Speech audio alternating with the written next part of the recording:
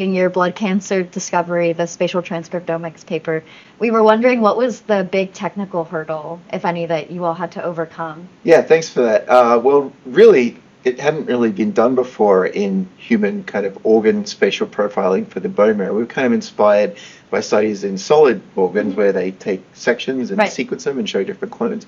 We wanted to do the same for bone marrow. So actually cutting them into like manageable sized pieces with a bone saw and kind of autopsy tools is pretty challenging.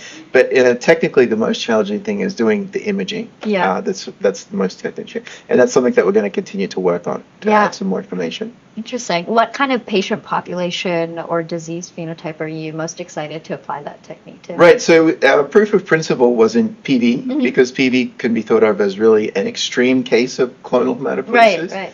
And so now we're trying to see what happens more in natural human aging and clonal hematopoiesis in people with otherwise healthy blood systems.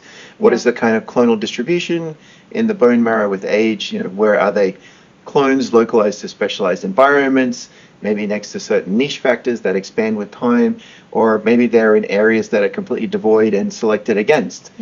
So all these things are interesting questions for us. That'll be really interesting to map out as it's going, the aging bone marrow microenvironments. Yeah, we hope so too. Really cool. The last thing I was wondering is you mentioned the novel MPN models that your lab is working on. I was wondering, what do you think are the big limitations for where those models and current models in the field are going? Right. So the ultimate model is the patient themselves, right? And so everything we're trying to do is just to get closer to that experience.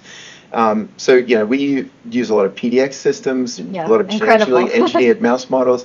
There's no single perfect solution. You just have to pick the right model for your study design and acknowledge the caveats.